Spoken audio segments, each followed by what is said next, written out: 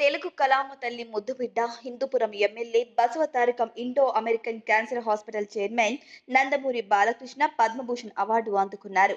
రాష్ట్రపతి భవన్లో జరిగిన కార్యక్రమంలో రాష్ట్రపతి ద్రౌపది ముర్ము చేతుల మీదుగా బాలయ్య పద్మభూషణ్ పురస్కారం పొందారు.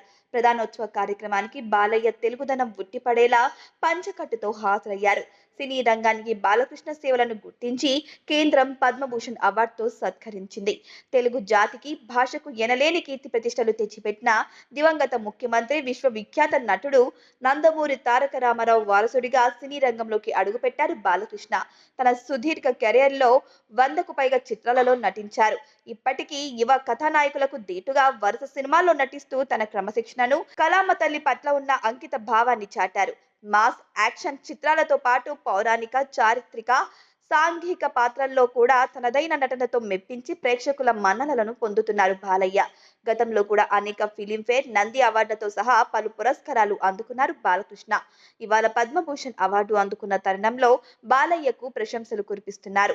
వివిధ రంగాలకు చెందిన ప్రముఖులు, ఏపీ సీఎం చంద్రబాబు నాయుడు, తెలంగాణ ముఖ్యమంత్రి రేవంత్ రెడ్డి, ఏపీ ఉప ముఖ్యమంత్రి మరియు జనసేన అధినేత పవన్ కళ్యాణ్, కేంద్ర రాష్ట్రాలకు చెందిన మంత్రులు, తెలంగాణ ముఖ్యమంత్రి Revanth Reddy, TDP, Congress, BRS, BJP పార్టీలకు చెందిన నేతలు తమ అభినందనలను వివిధ రూపాల్లో తెలియజేస్తున్నారు.